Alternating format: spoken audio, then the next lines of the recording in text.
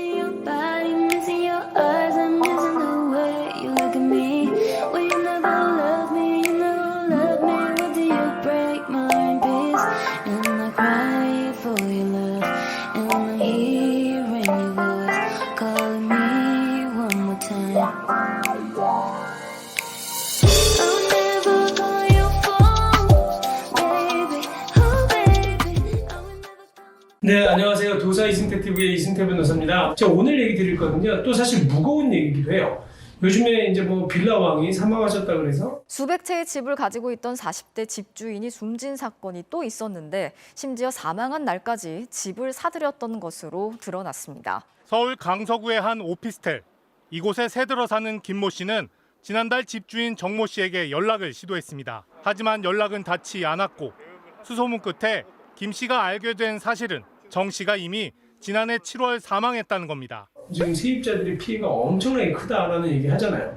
그래서 이 사건 때문에 어떤 일들이 벌어지고 있는지 여러분들이 상상하시는 것 이상일 것 같습니다. 왜냐하면 지금 부동산 경기가 워낙 안 좋기 때문에 사실 이분들도 빌라를 여러 채 갖고 있거나 또 여러 채를 건축해서 임대사업을 하시려고 했던 분들도 있는 거예요. 거기서 보증금 받아서 또 집을 사고 그래서 나중에 잘만 순환되면 되죠. 하지만 집값이 떨어지다 보니까 새로운 뭐 세입자가 들어오지도 않고 또 집값이 1억이었고 보증금이 8천만 원이었는데 집값이 7천만 원까지 떨어졌다. 그러면 보증 금액이 더 크잖아요. 그러니 이게 어떻게 돈을 반환해 주겠어요? 한쪽에서 돈을 임대차 보증금을 반환 못하면 연쇄적으로 이런 일들이 벌어지는 거거든요. 이미 예견됐던 일이에요. 어떻게 보면 벌써 전세 사기라고 하는 거, 그리고 또 하나는 뭐 이 깡통 전세라고 하는 게 비슷한 말이에요. 이게 전세 사기라고 하는 거는 뭐지 사기, 그러니까 형사사건으로 처벌받아야 되는 나쁜 사람처럼 보이지만 또 한편으로는 이걸 좋게 얘기하면 갭 투자라니까요. 지금 빌라왕도 아마 주변에서는 굉장히 능력 있는 사람, 또 제가 오늘 소개해드릴 건축왕이라고 불리는 사람, 이런 사람들 굉장히 능력 있는 사람에서 주변에서는 평가받았을 수도 있어요. 좋은 차도 끌고 다니고 뭐 좋은 집에 살았을 수도 있죠. 왜냐하면 자기 돈은 1억밖에 안 되는데 빌라를 계속 사는 거예요. 100채까지 갖고 있고 뭐 1000채까지 갖고 있어. 연쇄적으로 사서. 그러면서 굴리고 살아봐요. 그리고 거기 월세만 받아봐. 엄청나게 큰 돈이 현금이 굴러가잖아요. 집값이 올라간다고 할 때는 이분은 자산이 만약에 100채라고 하면 100억 원이야. 1억짜리 하나에 1억이라고 하더라도. 근데 그게 만약에 1억이 아니라 10억이라고 할 때 1000억이잖아요. 그러면 젊은 사람이 1000억 원의 그 자산을 갖고 있고 그리고 거기에서 좋은 차, 외제차 끌고 다니고 좋은 집에 살아. 얼마나 부러웠겠어요. 한데 들여다보면 이 사람이 각 집마다 빚이 만약에 예를 들어서 10억짜리 집에 보증금이 만약에 6억씩 빼줘야 된다라고 하면 60억 원의 빚을 지고 있는 사람이잖아요. 근데 집값이라고 하는 거는 올라갈 때도 있지만 떨어지기 시작하면 거꾸로 빚과 그 재산이 역전되는 거예요. 우리가 깡통전세 저희가 맨날 얘기 드리는데 몇 프로라 그래요? 깡통전세 70%. 빚과 전세보증금도 내줘야 되는 것이기 때문에 이게 빚이에요. 두 가지를 합쳐서 집값의 70%가 달하면 깡통전세라는 거예요. 언제든지 집값이 하락하게 되면 거꾸로 역전될 수 있는 거나 마찬가지거든요. 빚이 더 많아지면 채무 초과예요. 빚쟁이야, 이 사람은 오히려. 그런 위험한 지경에 있는 사람들이 갭 투자를 하는 사람일 수도 있는 건데 그럴 거 뻔히 알면서 막 마치 자기 자력을 과시해서 돈을 막 뭐 사람들한테 임대보증금을 받았다. 그랬을 때는 이게 잘못하면 전세 사기가 될 수 있는 거고 또 하나는 이게 깡통 전세는 그 사이에서 중립적인 영웅인 거죠. 어떻게 보면 어디로 가야 될지 모르는 거예요. 그러니까 사실 꽁돈 없습니다.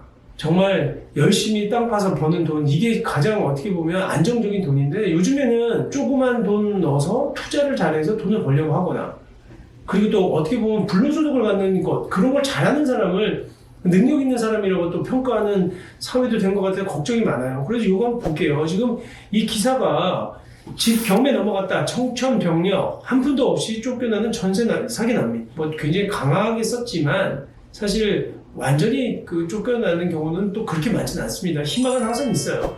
내용 한번 살펴보면 건축왕이라고 불리는 임대인 A씨가 전세자기를 입은 피해자들의 주거지 사진이랍니다. 이게 보면 딱 보면 빌라 원같이 생긴 방들이잖아요. 근데 여기 보면 지금 벌써 이 천장에 다 뜯겨져 있고, 그 다음에 곰팡이가 막 펴 있고, 도로 뭐 이 복도에 타일들도 다 들떠 있습니다. 이게 미추홀구에서 지금 여기 문제가 계속되고 있는데요. 지난 7월에 경매에 붙여졌다는 우편물을 받았다는 거예요. 그래서 보니까 이게 무슨 일이지 하고 이제 열어봤을 거 아니에요. 근데 전세보증금 5%를 올려서 7,560만 원의 보증금으로 재계약한 지 5개월밖에 안 됐다. 근데 집주인은 연락도 안 받고 지금 부동산을 기다리라는 말만 했다. 그 와중에 경매 통지 받았다는 거거든요. 지금 기사 내용 쭉 읽어봐야 되겠지만 경매 받았다고 해서 뭐 이 전세 들어오신 분들이 다 쫓겨나는 건 아니에요. 어떤 거에 의한 경매고 내가 우선 변제권이 있는지 여부에 따라서 결정하는 것이지 놀라시긴 하겠죠. 우선 변제권이 확보돼 있다. 그런 우선 변제권 뭐라 그랬어요? 확정일자 받는 거예요. 그 다음에 전입신고까지 해두셨으면 다른 채권에 비해서 우선적으로 받을 수 있어요. 물론 그 앞에 있는 근저당권이라든지 전세권 등기되어 있는 거라든지 또 국세, 세금에 대해서는 후순위지만 기본적으로는 그나마 안전하다고 볼 수도 있는 거거든요. 근데 이 집이 어떤 집이냐? 건축왕이라고 불리는 61세 사람이 소유하고 있는 곳인데 이 그 A라고 하는 사람 건축왕은 건물 지어서 전세보증금 받고 그대로 또 건물 짓는 법. 제가 방금 처음에 모두에 얘기했던 것처럼 무려 이 사람이 소유한 집이 2,708채. 엄청난 거죠. 이 빌라 하나에 10억씩 하면 2조가 되는 돈이잖아요. 이런 분들이 있다니까. 이런 분들이 주변에 재력가라고 통했을 거잖아요. 근데 이분이 이제 그 경매가 도미노로 시작이 되는 거예요. 그러니까 이 2,708채에 살고 있는 사람이 한 채에 빌라 만약에 10세대만 살아봐요. 27,000명이 지금 불안에 떨고 있는 거야. 그렇다고 해서 다 날리는 건 아니에요. 그래서 이런 분들이 이제 거주 불안에 시달린다라고 하고 전세보증금 돌려받을 길이 요원하다. 그리고 보수도 잘 안 된다. 경매 간 집을 제가 실제로 예전에 아침 방송하거나 제보자들 할 때 찾아가 보잖아요. 문제는 집주인 누가 관리를 못 해줘요. 집주인이 관리도 하고 했잖아, 예전에는요. 근데 지금 잘못하면 집주인이 전기세도 안 내니까 전기가 끊기는 경우도 있어요. 이런 게 대부분 어디에서 많이 나타나냐면 제가 누누이 얘기하지만 다세대 주택에서 나타나는 게 아니라 다가구 주택이나 고시원 같은 데서 많이 나와요. 다세대 주택은 각자 자기 집으로 연결되는 수도관이라든지 가스관이 있기 때문에 자기가 내면 돼요. 그리고 잘 안 끊겨. 기본적으로 공동 부분에 대한 요 전기요금이라든지 수도요금만 납부하면. 근데 전체 코수를 관리하고 있는 단독주택. 그리고 또 하나는 그 고시원 같은 주택은요, 집주인이 세금 관리비 받고도 전기세 안 내거나 수도요금 안 내면 이거 끊길 수가 있거든요. 그리고 관리도 안 해. 그 돈 받아가지고 다른 데 쓰냐고. 거기가 문제인 거예요. 허그, 그러니까 주택도시보증공사가 의원실에 제출한 자료에 따르면 상습적으로 보증금을 돌려주지 않는 상위 30위 악성 임대인들이 낸 보증서가 무려 3,359건이 된다는 겁니다. 이거 사실은 누가 돌려주는 줄 아시죠? 이 보증금 결국은 허그가 돌려주는 거예요. 보증보험에 가입한 사람들에 대해서는 허브가 일단 돌려주고 그 돈을 임대인한테 이제 받으러 가는 거거든요. 보증보험에 가입해줬으니까. 이 주택도시보증공사가 결국은 서민들의 금융, 그리고 서민들의 주거 불안을 해소하기 위해서 보증보험 끊어주고 나서 이렇게 되면 본인들이 돈 받으러 다니면서 고생 엄청 하는 거예요. 그 돈은 결국 누구 돈이냐?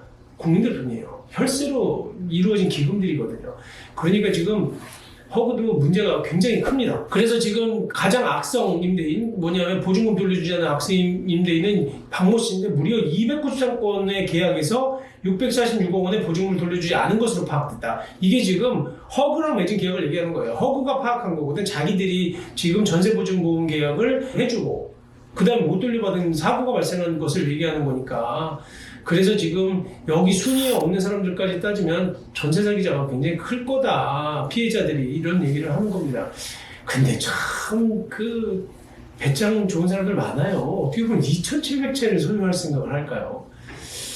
참 이게 문제는 그렇다고 소유를 제한할 수도 없거든. 근데 사유재산권이 인정되는 나라에서 이렇게 2,000채 갖고 있는 걸 누가 뭐라 그러겠어요? 이 사람이 만약에 사업을 잘해서 돈을 많이 버는 사람이라고 그러면 아마 떠받들 거예요. 옛날에 우리 대기업 사장님들, 회장님들 구속되잖아, 나중에. 그거 한때 이름만 들어도 전 세계가 알던 회장님들, 그런 사람들하고 사실은 어떻게 보면 뭐 크게 다르지 않다고 볼 수도 있어요. 결국은 우리는 너무 한쪽 면만 보는 거예요. 거예요. 잘된 면만 볼 때는 굉장히 뭐 칭송도 하고 대단하다고 하지만 결국은 이런 일이 벌어지잖아요. 결국은 지금 이분들이 이 공인중개사가 건물 시세는 20억이라고 했고 집주인도 4층에 거주하고 있어서 안전한 집이라고 건의를 했다는 거거든요. 근데 결국 경매가 붙여지니까 집주인 가족은 도망갔고 후순위 임차인이었던 송 씨는 배상금 한 푼도 받지 못하고 퇴거했다. 이것만 보시면 굉장히 놀라실 겁니다. 이거 나 경매되면 한 푼도 못 받는 거 아니야? 그래서 제가 이 기사 보고 걱정도 넘어가지 마시라고 얘기를 드리는 거예요.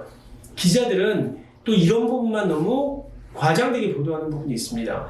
하지만 제가 얘기하는 것처럼 기본적으로 우리 안전장치는 뭐예요? 전입신고하시고 그 다음에 우리 그 임대차 계약서에다가 확정일자 받아두시면 그날로 우리 순위가 보존되기 때문에 경매가 되더라도 보호받을 수 있는 길이 있습니다. 그리고 이거는 새로운 소유자한테도 대항할 수도 있고 더군다나 만약에 우선변제권으로 인해서 내가 다 돈 보증금 받기 전에는 안 나가셔도 돼요. 그러니까 이 부분에 대한 부분은 다시 여러분들이 꼼꼼히 확인해 보셔야 되는 거지 경매됐다고 해서 무조건 돈 못 받거나 쫓겨나는 거 아니라는 거는 알고 계셔야 됩니다. 그래서 이 송 씨라는 분이 한 푼도 못 받았다는 부분이 있는데 다들 소송 실익이 없다면 돈을 잃은 안타깝지만 인생 공부하라고 생각해라? 난 이것도 좀 취재가 잘못된 거 아닌가 싶어요. 굳이 그렇지 않다는 거예요. 근데 제가 요약하면 아까 방금 얘기 드린 것처럼 꼭 대항력 갖추시고요. 그 다음에 확정일자 받아두시면 보호받으실 수 있어요. 그 다음에 또 하나, 물론 다는 아니지만 또 하나는 그 지금 허브나 아니면 서울 보증보험도 마찬가지거든요. 전세보증금 보증보험 제도 이용하셔서 반환보증보험 제도 이용하셔서 그거 계약하시면 훨씬 더 안전하게 보호받으실 수 있습니다. 이런 제도가 있다는 거고요. 대신 저희 유튜브 잘 보시고 전세 계약할 때 좀 유의하시면 이렇게 큰 낭패는 안 봐요. 뭐 무조건 다 경매된다고 해서 큰일 나는 건 아닙니다. 또 하나 저희 사무실에서 전세 사기 사건을 우리들도 많이 진행을 해서 그 실질적으로 대부분 회수를 하셨습니다.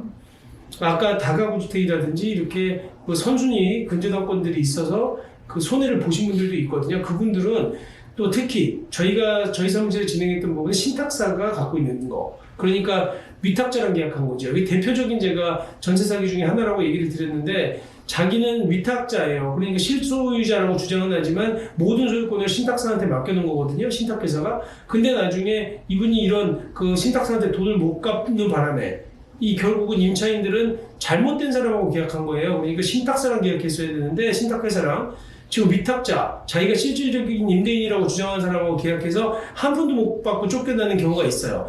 그 경우에도 기본적으로 그 실질적으로 거의 대부분 회복을 했는데 그게 왜 그러냐면 자기가 임대인이라고 주장하는 사람한테 일을 받고 그 다음에 신탁회사임을 고지하지 않은 이게 신탁된 부동산임을 고지하지 않은 부동산 공인중개사를 상대로 해서 소송해서 받고 그리고 또 하나는 공인중개사들은 반드시 그 공인중개사협회에다가 공제조합 가입하도록 되어 있거든요. 그러니까 그 공제조합에 가입됐던 공제 액수만큼을 우리가 공인중개사협회를 상대로 해서 또 승소해서 거의 시간은 오래 걸렸지만 상당 부분을 다 회복을 하셨습니다. 그러니까 솟아날 구멍은 있어요. 너무 걱정하지 마시고 이 기사 보면 다 쫓겨나는 건지 알 것 같아서 제가 또 그 얘기 드리는 거니까 건건마다 다릅니다. 그리고 상황에 따라 다르니까 희망 잃지 마시고요. 잘 한번 확인해 보시면 손해 거의 안 보실 수도 있습니다. 네, 감사합니다.